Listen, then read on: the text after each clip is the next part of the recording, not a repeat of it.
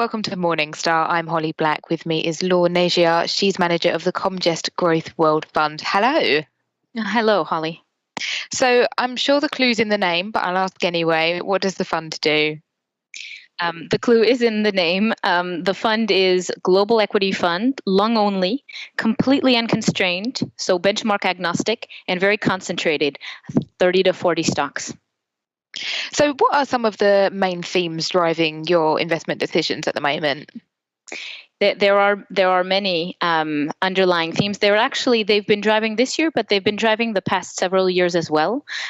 So we are bottom-up stock pickers. So we look at trends via the lens of our companies. But some of the mega trends that have been driving our portfolio over the last few years, and COVID has accelerated some of these trends, are digitalization, emerging markets exposure, productivity gains have been important too.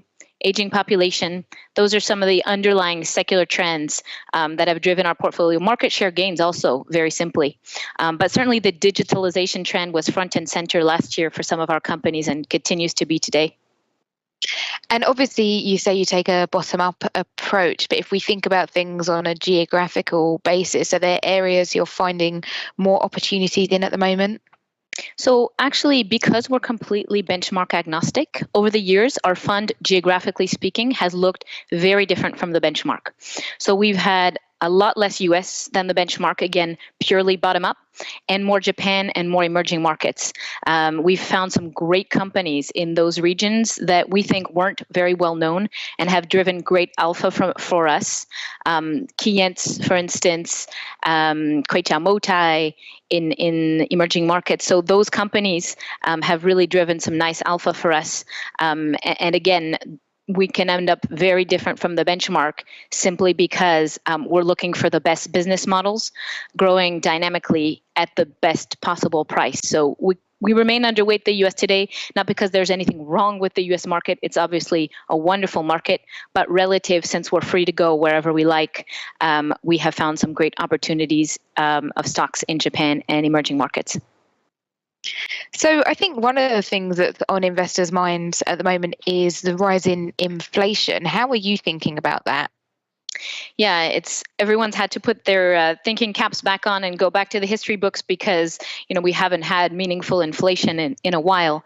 I think very basically, as long as our companies have strong pricing power, we think they can do well, including in an inflationary environment. And so that's where we really check and check again, actually in inflationary times and in non-inflationary times. We think overall our companies have really good pricing power. Just an example, LVMH, the global luxury giant that most everyone knows, in the midst of the pandemic, so in May 2020, when virtually all of its stores were closed, they come out and raise the prices for Louis Vuitton and Chanel, the brands, by 5%.